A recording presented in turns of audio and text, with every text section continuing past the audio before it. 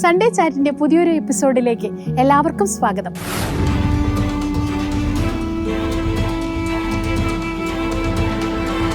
നമ്മൾ ഇന്ന് മുക്കാട്ടുകര ഇടവകയിലെ കുട്ടികളോടാണ് വിശുദ്ധരെ കുറിച്ച് സംസാരിക്കാനായി കടന്നു വന്നിരിക്കുന്നത്.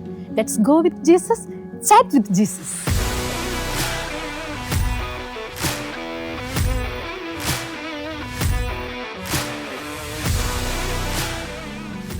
മുക്കാട്ടുകരയിലെ സെന്റ് ജോർജിന്റെ ദേവാലയം 1784 ജനുവരി 6 അസ്ഥിവാരമിട്ട് പടിഞ്ഞാറ് ഭാഗത്തേക്ക് ദർശനമായാണ് വിശുദ്ധ ഗീവർഗീസിന്റെ നാമധേയത്തിൽ മുക്കാട്ടുകരയിലെ സെന്റ് ജോർജിന്റെ ദേവാലയം പണിതുയർത്തപ്പെട്ടത്.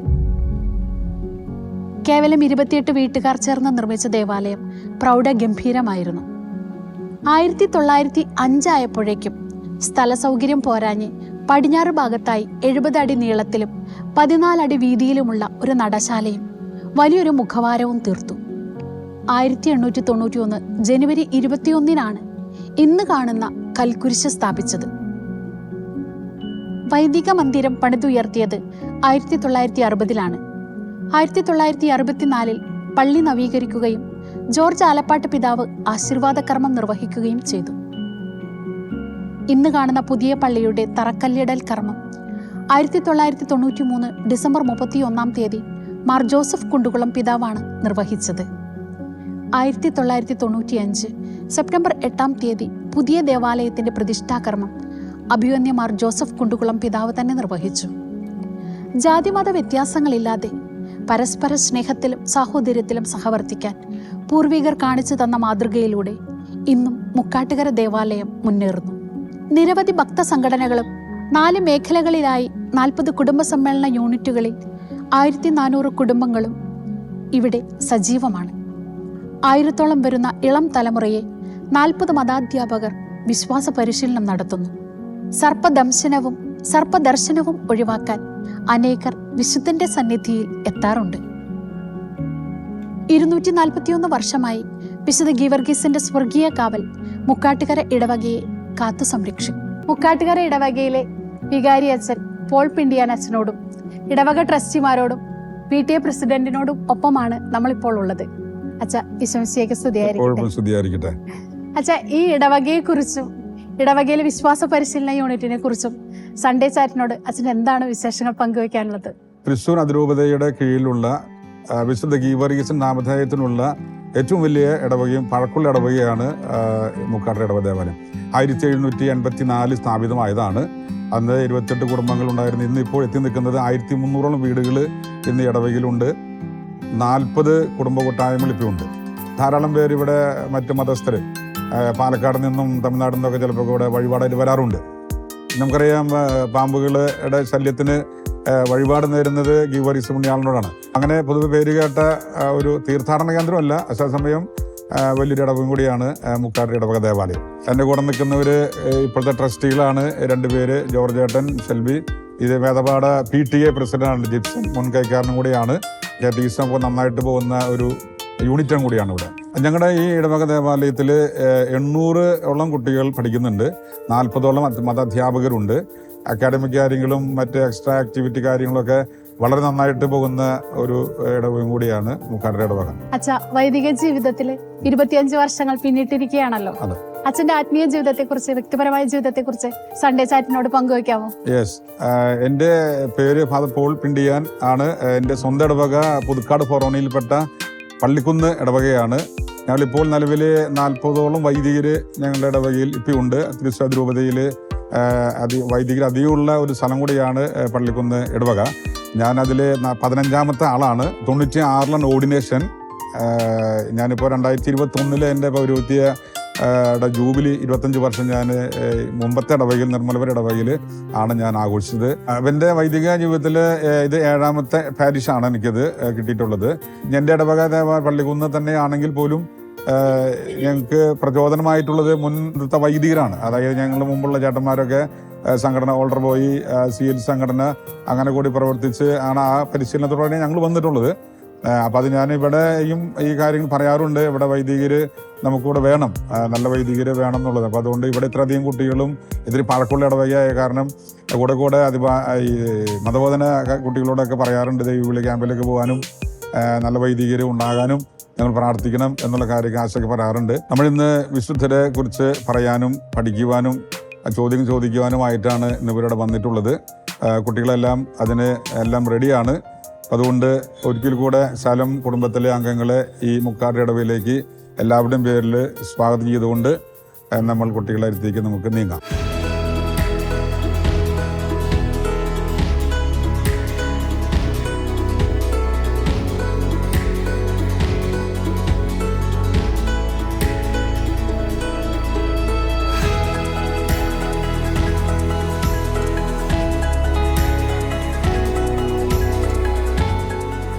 പ്രിയമുള്ളവരെ, കത്തോലിക്ക സഭയിലെ വിശുദ്ധരെ കുറിച്ച് സംസാരിക്കുന്നതിനായി സെന്റ് ജോർജ് ദേവാലയത്തിലെ വിദ്യാർത്ഥികൾ ഇതാ ഒരുങ്ങിക്കഴിഞ്ഞു. നമുക്ക് അവരിലേക്ക് കടന്നു ചെല്ലാം.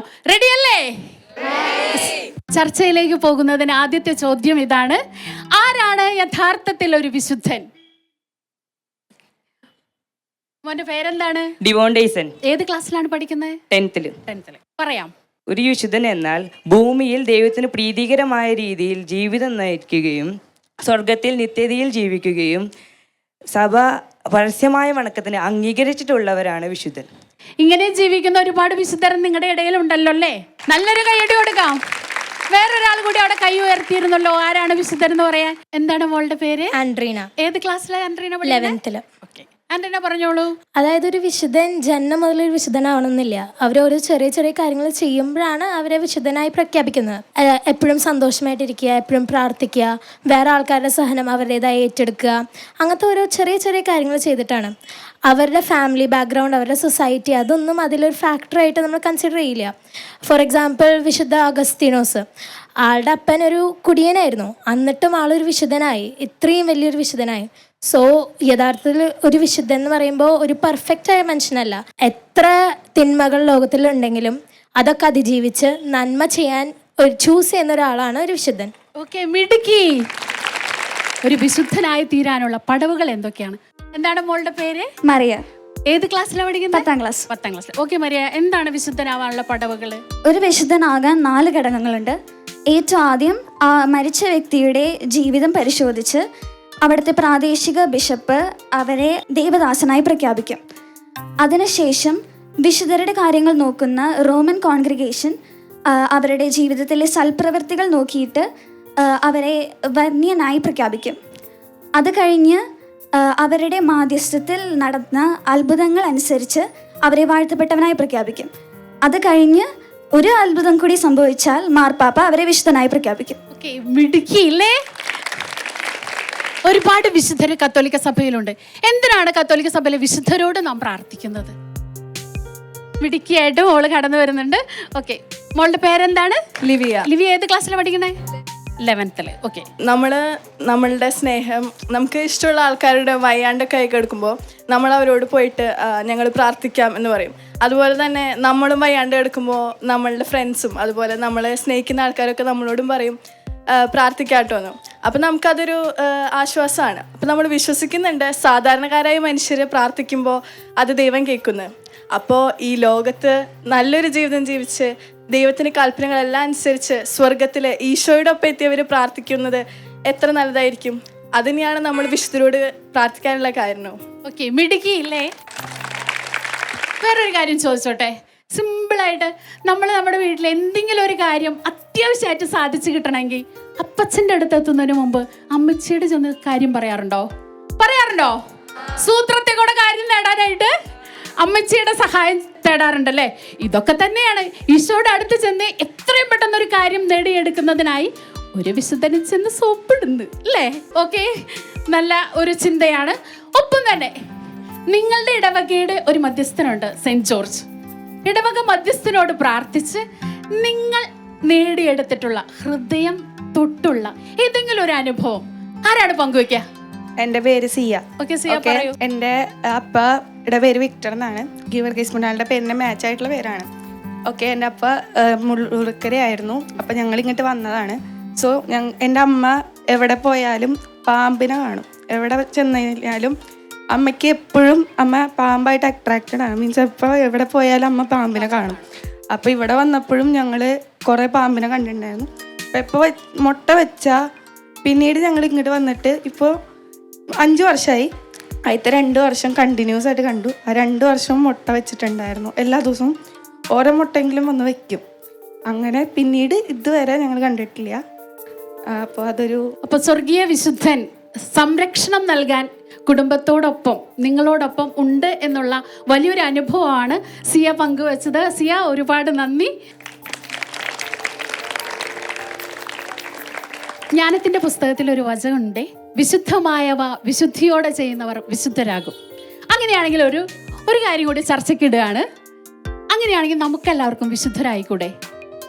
വിശുദ്ധരാകാൻ എന്തൊക്കെ ചെയ്യാം? ഓക്കെ, വീണ്ടും ആൻഡ്രീന കടന്നു വന്നിരിക്കുകയാണ്. ഞാൻ പറഞ്ഞ പോലെ വിശുദ്ധരാവുന്നത് വലിയ വലിയ കാര്യങ്ങൾ ചെയ്തിട്ടല്ല, ചെറിയ ചെറിയ ഓരോ കാര്യങ്ങൾ ചെയ്തിട്ടാണ്. അപ്പോൾ അവരുടെ ലൈഫ് ഒരു എക്സാമ്പിളായിട്ട് നമ്മൾ അങ്ങനത്തെ കൊച്ചു കൊച്ചു കാര്യങ്ങൾ ചെയ്യുമ്പോഴാണ് നമ്മളും ഒരു വിശുദ്ധരാവുന്നത്. ഫോർ എക്സാമ്പിൾ, വേറെ ആൾക്കാർക്ക് വേണ്ടി പ്രാർത്ഥിക്കുക, എല്ലാ ദിവസവും കുർബാനയ്ക്ക് വരിക, കുമ്പസാരിക്കുക, വേറെ ആൾക്കാരുടെ സഹനം നമ്മുടേതായി ഏറ്റെടുക്കുക. അങ്ങനത്തെ ഒരു ചെറിയ ചെറിയ കാര്യങ്ങൾ ഈശോ ജീവിച്ച പോലെ നമ്മൾ ജീവിച്ചാൽ നമുക്കും വിശുദ്ധരാകാൻ പറ്റും. എന്താണ് കൈയടിച്ച് പ്രോത്സാഹിപ്പിക്കാം. ഓക്കെ, എന്താണ് മോന്റെ പേര്? ഏബൽ. ഏബൽ. ഓ, സുന്ദരമായ പേര്. ഏബൽ എങ്ങനെ വിശുദ്ധനാവാം? ഏബൽ എങ്ങനെ വിശുദ്ധനാകും? കൊച്ചു നല്ല കാര്യങ്ങൾ ചെയ്ത് അങ്ങനെ വിശുദ്ധരാകും. തീർച്ചയായും കൊച്ചു കൊച്ചു നല്ല കാര്യങ്ങൾ ചെയ്ത് എപ്പോഴും സന്തോഷത്തോടു കൂടെ ഇരുന്ന് തമ്പുരാനെ സ്നേഹിച്ച്, അല്ലേ? അങ്ങനെ ആവണം. ഓക്കെ ഏബൽ, നല്ലൊരു കൈയടി കൊടുക്കാം ഏബലിന്. സെന്റ് ജോർജിനെ കുറിച്ച് ഏറ്റവും മനോഹരമായി പറയാൻ നിങ്ങൾക്ക് ഇനി ആർക്ക് സാധിക്കൂ? ആരാണ് കടന്നൊരു മോന്റെ പേരെന്താണ്? ഏബൽ. വീണ്ടും ഏബൽ. ഏബൽ ഏത് ക്ലാസ്സിലാണ് പഠിക്കണേ? 8ാം ക്ലാസ്സിൽ. ഓക്കെ ഏബൽ, നമുക്ക് പറയാം. തിന്മയ്ക്കെതിരെ പടപൊരുതിയ തന്നെ ആശ്രയിക്കുന്നവർക്ക് നന്മയെ ആശ്ലേഷിക്കുന്ന ശക്തി പ്രദാനം ചെയ്യുന്ന പോരാളിയായ വിശുദ്ധ ഗീവർഗീസാണ് 1784 സ്ഥാപിതമായ മുക്കാട്ടുകര ഇടവകയുടെ മധ്യസ്ഥൻ. ലോകമെമ്പാടുമുള്ള ക്രിസ്തീയ വിഭാഗങ്ങളിൽ ഏറ്റവും കൂടുതൽ വണങ്ങപ്പെടുന്ന വിശുദ്ധരിൽ ഒരാളാണ് വിശുദ്ധ ഗീവർഗീസ്. വിശുദ്ധ ഗീവർഗീസിന്റെ മരണദിനമായി കരുതപ്പെടുന്ന ഏപ്രിൽ 23 മധ്യസ്ഥന്റെ തിരുനാൾ. ഞങ്ങളുടെ ഇടവകയിൽ ഏറെ ആഘോഷകരമായി കൊണ്ടാടുന്ന തിരുനാളാണ് വിശുദ്ധൻ്റേത്. ഇന്ന് തൃശ്ശൂർ ജില്ലയിൽ വിശുദ്ധ ഗീവർഗീസിന്റെ നാമധേയത്തിലുള്ള ഏറ്റവും പുരാതനമായ ഇടവകയാണ് ഞങ്ങളുടേത്. നാട്ടുകാരെല്ലാവരും ജാതി മതഭേദമന്യേ വണങ്ങുന്ന വീരവിശുദ്ധനാണ് വിശുദ്ധ ഗീവർഗീസ്. AD 303 റോമൻ ചക്രവർത്തിയായ ഡയോക്ലീസസ് ചക്രവർത്തിയുടെ കാലത്ത് വിശുദ്ധൻ രക്തസാക്ഷിത്വം വരിച്ചതായി നമുക്ക് കാണാം. കുതിരപ്പുറത്തിരിക്കുന്ന വിശുദ്ധനാണ് വിശുദ്ധ ഗീവർഗീസ്. ആ പടയാളി ഒരു ഭീകര സർപ്പത്തെ കൊല്ലുന്നതായി നമുക്ക് കാണാം. പൈശാചിക പ്രലോഭനങ്ങളെ ഇല്ലാതാക്കാൻ, നശിപ്പിക്കാൻ വിശുദ്ധ ഗീവർഗീസ് എന്നും നമ്മോടുകൂടെ എപ്പോഴും തുണയായുണ്ട്. നന്ദി. അതിമനോഹരമായി സെന്റ് ജോർജിനെ കുറിച്ച് ഏബൽ സംസാരിച്ചു. ഏബൽ, അഭിനന്ദനങ്ങൾ.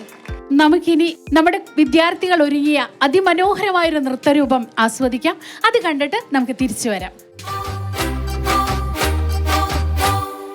വിളവുകളേറെ കൊയ്യാൻ വരിക സഹജരേ, കതിരുകളേറും പാടം തന്നതു ദൈവമല്ലേ.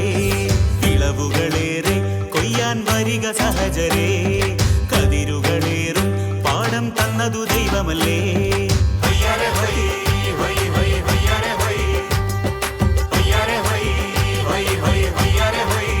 നിറ നിറ പട്ടി നിറ, നിറ നിറ കുട്ട നിറ, പട്ടി നിറ കുട്ട നിറ കൊയ്യാരേ. വിളവുകളേറെ കൊയ്യാൻ വരിക സഹജരേ, കതിരുകളേറും പാടം തന്നതു ദൈവമല്ലേ.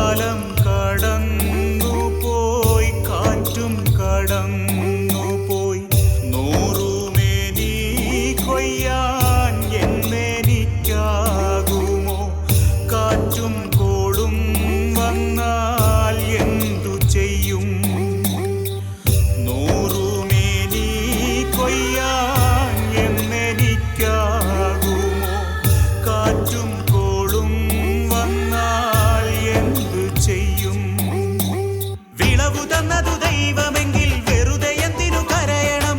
വിളവു തന്നതു ദൈവമെങ്കിൽ വെറുതെ എന്തിനു കരയണം? കാക്കുമവൻ കാവലായി കരുതലായി എന്റെ പാടം, കാക്കുമവൻ കാവലായി കരുതലായി എന്റെ പാടം.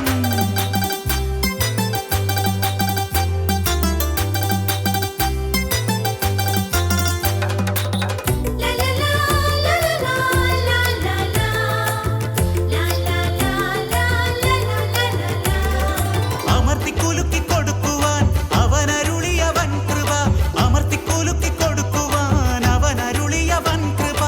അവയിലെന്റെ ഹൃദയമെന്നു പാടും ഹല്ലേലൂയ, അവയിലെന്റെ ഹൃദയമെന്നു പാടും ഹല്ലേലൂയ. ഹൊയ്യാരേ ഹൊയ്യാരേ ഹൊയ്യാരേ ഹൊയ്യാരേ ഹൊയ്യാരേ ഹൊയ്യാരേ ഹൊയ്യാരേ ഹൊയ്യാരേ.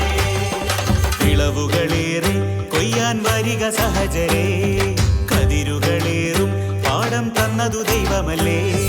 വിളവുകളേറെ കൊയ്യാൻ വരിക സഹജരേ, കതിരുകളേറും പാടം തന്നതു ദൈവമല്ലേ. ഹൊയ്യാരേ ഹൊയ് ഹൊയ് ഹൊയ് ഹൊയ്യാരേ ഹൊയ് ഹൊയ്യാരേ ഹൊയ് ഹൊയ് ഹൊയ് ഹൊയ്യാരേ. അപ്പോൾ ഇനി നമ്മൾ ചോദ്യോത്തര വേളയിലേക്ക് കടക്കുകയാണ്. ആദ്യം കൈ ഉയർത്തുന്ന ആൾക്കാണ് സമ്മാനം. ആദ്യത്തെ ചോദ്യം, ഭാരത സഭയിലെ ആദ്യത്തെ വിശുദ്ധ ആരാണ്? എന്താണ് മോളുടെ പേര്? എൻ്റെ പേര് ഇസാമരിയ. ഇസാമരിയ. ഇസാമരിയ ആരാണ് ഭാരത സഭയിലെ ആദ്യത്തെ വിശുദ്ധ? വിശുദ്ധ അൽഫോൻസാമ്മ. ഉത്തരം ശരിയല്ലേ? എന്ത് കൈയടിക്കാത്തെ മിടുക്കി. സമ്മാനം കൊടുക്കുന്നതിനായി ഞാൻ കൊച്ചച്ഛനെ വേദിയിലേക്ക് ക്ഷണിക്കുകയാണ്. അച്ഛാ, അച്ഛന്റെ പേര്?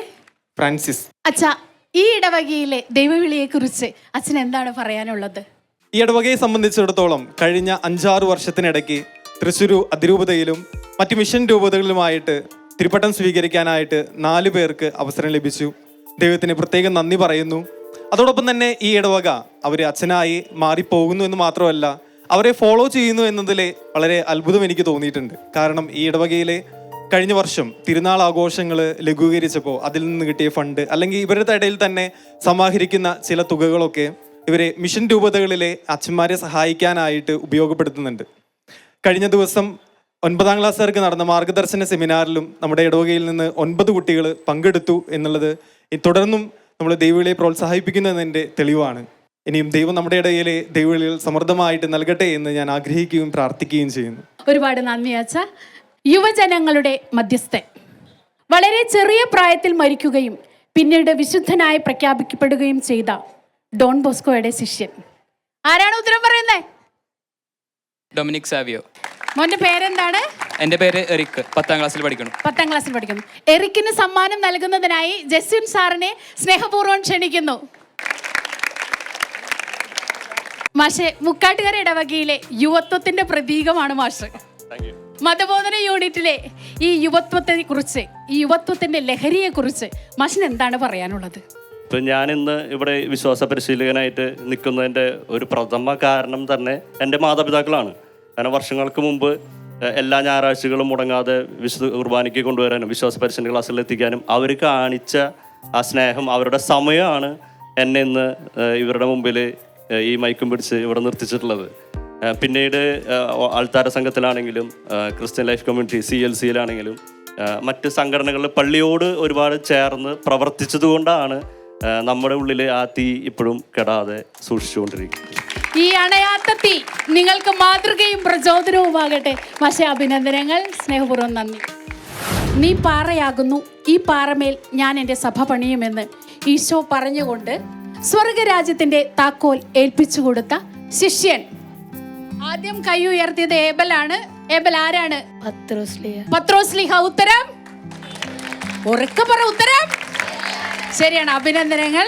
അപ്പോൾ ഏബലിന് സമ്മാനം നൽകുന്നതിനായി വർഗീസ് തലകോടൻ മാഷിനെ ഏറെ സ്നേഹത്തോടെ കയ്യടിയോടെ മാഷെ സ്വാഗതം. മാഷെ, മാഷിനോടുമുണ്ട് ഒരു ചോദ്യം.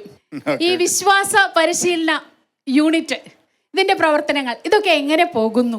കുട്ടികളെ നമ്മൾ ബൈബിളിലേക്ക്, ദൈവവചനത്തിലേക്ക് കൂടുതൽ അടുപ്പിക്കുക എന്നുള്ളതാണ് മതബോധനത്തിൻ്റെ ലക്ഷ്യം തന്നെ. അപ്പോൾ ആ ലക്ഷ്യപ്രാപ്തിക്കായിട്ട് നമ്മൾ കഴിഞ്ഞ വർഷങ്ങളിൽ 2 പ്രത്യേക പരിപാടികൾ ഇവിടെ ഓർഗനൈസ് ചെയ്തു. ഒന്ന്, പുതിയ നിയമം വളരെ കുറഞ്ഞ സമയത്തിനുള്ളിൽ 1.5 മണിക്കൂറിനുള്ളിൽ എല്ലാ വിദ്യാർത്ഥികളും പങ്കെടുത്തുകൊണ്ട് അത് പകർത്തി എഴുതുക എന്ന് പറയുന്ന വലിയൊരു യജ്ഞം സംഘടിപ്പിച്ചു. അതിന് നമ്മുടെ മുക്കാട്ടുകര വിശ്വാസ പരിശീലന യൂണിറ്റിന് ബെസ്റ്റ് ഓഫ് ഇന്ത്യയുടെ അവാർഡ് കിട്ടി. അതുപോലെ കഴിഞ്ഞ ഓണക്കാലത്ത് പഴയ നിയമവും പുതിയ നിയമവും സമ്പൂർണ്ണ ബൈബിൾ മുഴുവനായി നമ്മൾ സ്റ്റിക്കി നോട്ടുകളിൽ എഴുതി മനോഹരമായിട്ടുള്ളൊരു പൂക്കളം തീർത്തു. അതും ബെസ്റ്റ് ഓഫ് ഇന്ത്യയുടെ റെക്കോർഡിന് നിലവിൽ അർഹമായിട്ടിരിക്കുന്ന വലിയൊരു സംഗതിയാണ്. വളരെ സന്തോഷമുണ്ട്.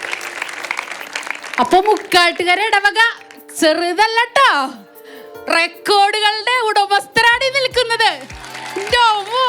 അഭിനന്ദനങ്ങൾ. ഇനിയും റെക്കോർഡുകളുടെ തലക്കനം കൊണ്ട് ഉയർന്നു നിൽക്കട്ടെ നിങ്ങളും നിങ്ങളുടെ ഇടവകയും. പരിശുദ്ധ കന്യകാമറിയത്തിന്റെ രൂപം വരച്ച വ്യക്തി ആരാണ്?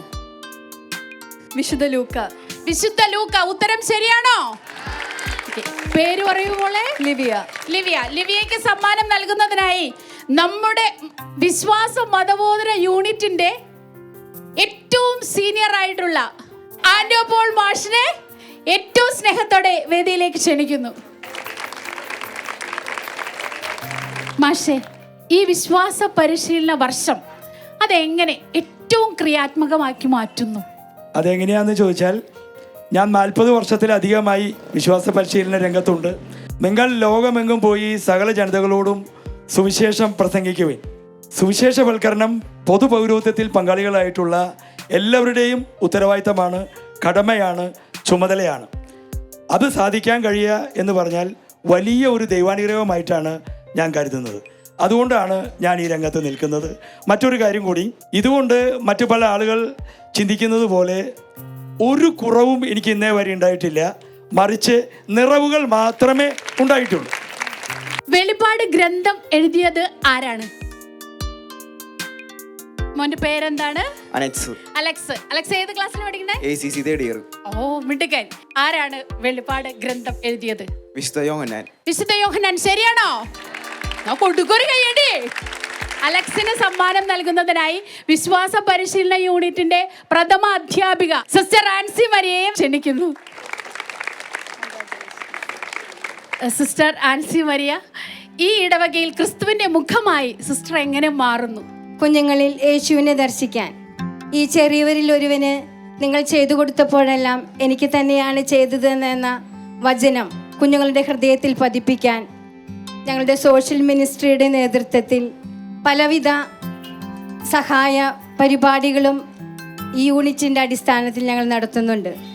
ഉദാഹരണമായി ബിരിയാണി ചലഞ്ച് നടത്തിയതിലൂടെ ഏകദേശം 4 ലക്ഷം രൂപയോളം ഞങ്ങളുടെ സംഘടനയിൽ ഫണ്ടുണ്ട്. അതിൻ്റെ അടിസ്ഥാനത്തിലും ഞങ്ങളുടെ 12ാം ക്ലാസ്സിലെ വിദ്യാർത്ഥികൾ മെൻ്റലി ചലഞ്ചായ ഒരു സ്ഥാപനത്തിലേക്കാണ് പോയിരിക്കുന്നത്. ഇതൊക്കെ യേശുവിൻ്റെ മുഖം ആ കുഞ്ഞുങ്ങളിലും വീടുകളിലൊക്കെ കണ്ടിട്ടാണ് ഞങ്ങൾ ചെയ്യുന്നത്. നമ്മുടെ കുഞ്ഞുങ്ങൾക്ക് ഇങ്ങനൊരു ആശയം പകർന്നു കൊടുക്കാനും പ്രേരണ നൽകാനും നമ്മുടെ വാക്കുകളും നമ്മൾ പറയുമ്പോൾ അവരുടെ ഹൃദയത്തിൽ ഏൽക്കുന്നുണ്ട്. അതിൻ്റെ പ്രതിഫലനമാണ് ഇവരുടെ ഒത്തൊരുമിച്ചുള്ള ഞങ്ങളോടൊപ്പമുള്ള എന്നോടൊപ്പമുള്ള സഹകരണം.